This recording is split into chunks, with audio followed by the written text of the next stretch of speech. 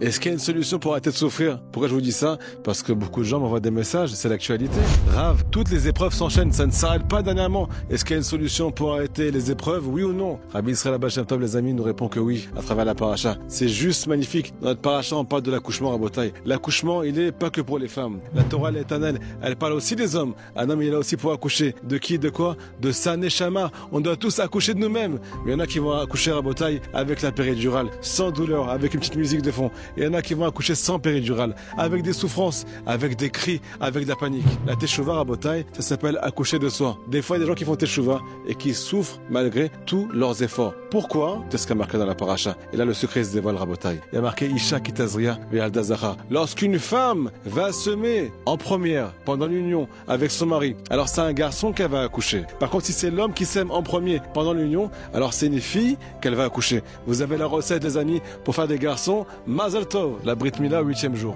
Les amis, comment ça se passe? Quel rapport avec nous aujourd'hui? Alors tout simplement, la femme, selon la Kabbale, c'est le peuple d'Israël. On est marié avec Hachem, on doit se marier avec lui, on doit se finir avec lui dans ce monde matériel. Si c'est nous qui, c'est moi en premier, qui faisons de notre propre volonté, de notre propre choix, ce qu'on appelle la volonté d'Hachem, alors ça s'appelle semer en premier. De là va enfanter un garçon. Un garçon selon la Kabbale, c'est ce qu'on appelle la miséricorde. La teshuva, les épreuves, elles sont passées avec miséricorde, avec ce qu'on appelle de la joie. Pourquoi? Parce que c'est moi qui ai décidé de faire des efforts Hachem. C'est pas toi qui m'invite Hachem, c'est moi qui t'invite Hachem. Comme Rabbi Nachman nous dit, venez faire Idbo des doutes, venez parler à Dieu. Attendez pas que Hachem vous dise de venir prier le matin, l'après-midi, le soir, par obligation, parce que c'est la halakha. Venez vous-même l'inviter. Venez vous-même faire des efforts. Qu'est-ce qui se passe quand c'est toi qui as envie de faire les choses? Alors quoi qu'il arrive, comme c'est ton propre choix, alors tout se passe avec miséricorde. Tu accouches de toi, de toute ta personnalité avec miséricorde. Pourquoi? Parce que c'est ton choix personnel. Et aujourd'hui, j'ai une femme qui m'a fait pleurer à Botaï au téléphone. Elle m'a dit, Rav, j'ai fait teshuva. Mais j'ai pleuré toute la journée pendant des mois. Pourquoi? Parce qu'on m'a dit que si je faisais pas 1, 2, 3, il allait m'arriver des grands problèmes dans ma vie. Donc j'ai tout jeté, toutes les affaires qui n'étaient pas sniout. J'ai commencé à faire Shabbat, commencé à faire tous les efforts. Mais j'ai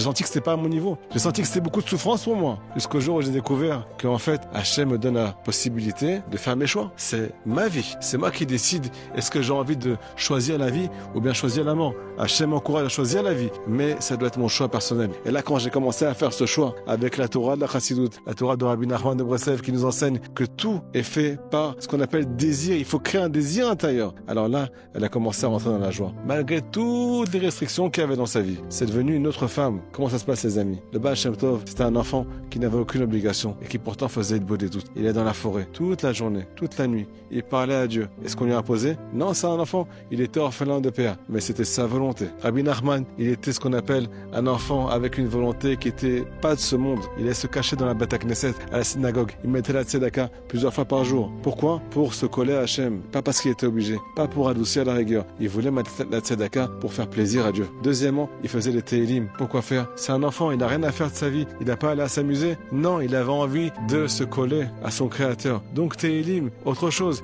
Il faisait mikvé. À quelle température? À moins 20 degrés en Ukraine, à Botaï. Est-ce qu'il était obligé? Il n'était pas obligé. Mais c'est lui qui a pris les rênes de sa vie. Et comme ça, il a découvert le roi. Le roi David Ameler, il se levait à Botaï au milieu de la nuit, avant que le soleil se lève. Qu'est-ce que ça veut dire? Ça veut dire que c'est lui qui réveille la création. Ça veut dire que c'est lui qui réveille tout ce qui est autour de lui. Il n'a pas besoin de se faire réveiller par le soleil. Pourtant, c'était un roi. Pourtant, il avait ce qu'il voulait. Pourtant, il était libre comme l'air, entre guillemets. C'est lui qui avait toutes les décisions dans sa main. Mais non, lui, il s'est réveillé de lui-même. Il faisait ce qu'on appelle le tikkun chatzot. Il étudiait la Torah pendant que tout le monde dormait. Donc, il y a marqué dans le Shulchan Aruch, il y a une mitzvah de réveiller le matin et pas de se faire réveiller par le matin. Parce que ceux qui se réveillent avant qu'on les réveille, alors toute leur vie, elle est juste magnifique. Alors les amis, aujourd'hui, on vous donne des consignes qui sont toutes simples. Attendez pas d'avoir des épreuves pour vous réveiller. Parce que si on se réveille à cause des épreuves, chas v'shalom, à cause de maladies, à cause de mauvaises nouvelles, alors on va le faire avec le cœur serré. Et la vie, elle est parfois amère. C'est un accouchement qui est difficile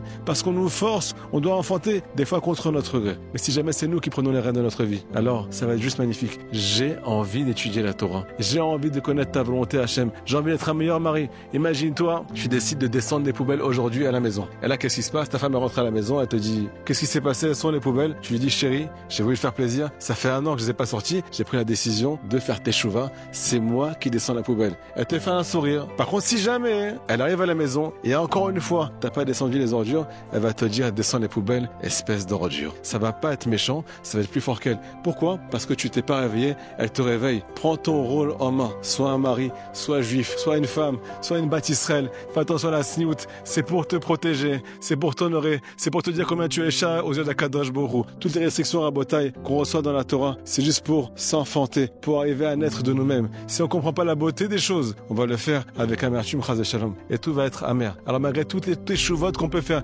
malgré tout le repentir qu'on peut faire, des fois il y a de la rigueur dans notre vie. Pourquoi? Parce qu'en fait, c'est Hachem qui a semé en premier. Il y a eu une naissance, il y a eu un changement, mais il est très difficile. Par contre, si c'est toi qui te réveilles, tout sera avec le sourire, avec la simcha, avec l'aide des doutes. Les amis, à la recherche d'Hachem, à la recherche du bonheur, à la recherche de la neshama. Magnifique journée.